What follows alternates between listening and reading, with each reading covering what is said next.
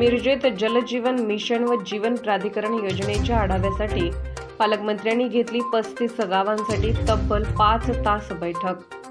मिरज तालुक्यातील सर्व गावांना महाराष्ट्र जीवन प्राधिकरण व जलजीवन मिशन योजनेअंतर्गत स्वच्छ मुबलक पाणी मिळावे यासाठी जिल्ह्याचे पालकमंत्री डॉक्टर सुरेशभाऊ खाडे यांनी अधिकारी, ठेकेदार यांच्यासहित विविध ग्रामपंचायतचे पदाधिकारी व ग्रामस्थ अशी संयुक्तिक बैठक बोलावून सुरू असलेल्या कामाचा आढावा घेतला। तालुक्यातील गावांमध्ये योजनेची कामे सुरू असताना येणाऱ्या अडचणी, होणारे वाद आणि नागरिकांचा प्रतिसाद याचा सर्वांसमोर लेखाजोखा मांडला गेला। ग्रामस्थांच्या अडीअडचणीचे गाऱ्हाणे ऐकल्यावर बऱ्याच ठेकेदारांचा कामचुकारपणा व कामातील विलंब दिसून आल्याने पालकमंत्री डॉक्टर सुरेश खाडे यांनी अधिकारी व ठेकेदारांना धारेवर धरत कामाबाबत जाब विचारला।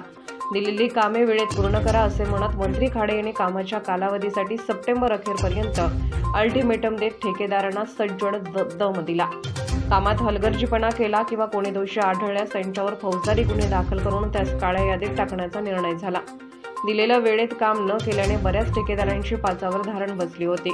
पालकमंत्र्यांना प्रश्नांना कसे तोंड द्यायचे या तणावात तब्बल 5 तास सर्वजण दिसून येत होते। तब्बल 35 गावांसाठी पालकमंत्री सुरेशभाऊ खाडे यांनी अधिकारी, ठेकेदार यांच्यासोबत 5 तास बैठक घेतली। तर मिरज मतदारसंघातील एकही गाव पाण्यापासून वंचित राहणार नाही असे आश्वासन पालकमंत्री डॉक्टर सुरेशभाऊ खाडे यांनी प्रसिद्धी माध्यमांना याबाबत माहिती दिली आहे। यावेळेस महाराष्ट्र जीवन प्राधिकरण विभागाचे अधिकारी, कर्मचारी, जलजीवन मिशनचे जिल्ह्याचे प्रमुख संजय येवले यांच्यासह अधिकारी, कर्मचारी, युवा नेते, सुशांतदादा खाडे, ग्रामपंचायतीचे पदाधिकारी, ग्रामस्थ व भाजपा अधिकारी मोठ्या संख्येने उपस्थित होते। पावसाळा चालू आहे, पाणी उपलब्ध आहे, पण पावसाळा संपल्यानंतर पाण्याची टंचाई निश्चितच होणार आहे। जसे मध्यंतरी पाणी टंचाई खूप झाली, त्यामुळे आपण शेतीला पाणी दिलं, पण प्यायच्या पाण्याची टंचाई चालू होत्या। पण म्हैसाळ पाणी चालू केल्यानंतर निश्चितच बोरला पाणी येतं, आपल्या तलावाला पाणी येतं, त्यामुळे आपल्याला प्रोपोर्शननं पाणी मिळतं। पण त्याच्या पुढं जाऊन पण जलजीवन मिशन जी मोदी साहेबांनी आणि महाराष्ट्र शासनानं मिळून जी स्कीम केली ती पुरी देशभर राबवली, त्यामध्ये आपल्या महाराष्ट्रामध्ये पण आणि आपल्या जिल्ह्यामध्ये पण आपल्या तालुक्यामध्ये राबवली। आज तालुक्यातल्या जवळजवळ 35 गावाचा ह्या जलजीवन मिशनच्या कामाचा मी आढावा घेतला। आढावामध्ये बरं चालले,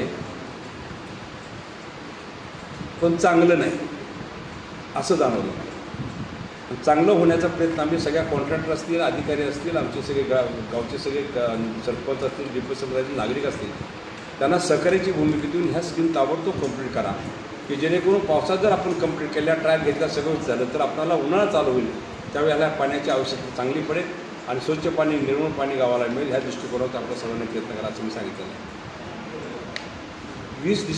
20 सप्टेंबरपर्यंत काही स्कीम कंप्लीट करायचं चाललेलं आहे। 1-2 स्कीम मागं राहतील, कारण अजून तिथं एक्झिक्युशन बाकी आहे त्याचं, पण 20 सप्टेंबरपर्यंत बऱ्याच स्कीम आम्ही हँडओव्हर करू आणि उद्घाटन करून गावाला पाणी देऊ असं मला आत्मविश्वास वाटतो। मी अधिकाऱ्यांनाही सांगेन की आपण थोडंसं कार्यक्षम राहून व्यवस्थित करा। आता ही आढावा बैठक वारंवार होत राहणार आहे। एकदा सुरू झालेलं तर परत एक आढावा बैठकमध्ये आपल्याला किती काम झालं त्याचा आढावा घेता येईल, आपल्याला त्या दृष्टिकोनातून आपल्याला पुशअप करता येईल। कॉन्ट्रॅक्टर डिले होतात, कॉन्ट्रॅक्टर काळजी घेत नाहीत, एकेका कॉन्ट्रॅक्टरनं 10 कामं घेतलेले आहेत, त्याला लोड आवरत नाही आहे, त्यामुळं गावची कामासाठी पाण्याला विलंब होतो। 1-1 वर्ष, 6-6 महिनं, 10-10 महिनं, 8-8 महिनं, आता सगळे कॉन्ट्रॅक्ट विलंबमध्ये आहेत। मला वाटतं 5-7 स्कीमच अशा आहेत की त्या 100% कंप्लीट झालेल्या आहेत, बाकीच्या सगळ्या कंप्लीट अधुऱ्या आहेत। कधी 60 झालेत, 70 झालेत, 80 झालेत, कधी 50 झालेल्या अशा पर्सेंटेज स्कीममध्ये आपल्याला आणत। माझी विनंती आहे सगळ्यांना की आपण ताकदीनं काम करा। मला कोणाला द्वेष द्यायचा नाही, कोणाला राग काढायचा नाही, कोणाला काय बोलायचं नाही आहे। माझ्या गावाला पाणी मिळालं पाहिजे।